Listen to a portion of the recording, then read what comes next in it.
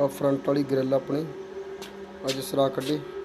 लाइटां नहीं मिल रही सी बहुत मुश्किल के नाल LED लाइट फिटिंग वाली लेंदी बैक साइड की सपोर्ट देती आपां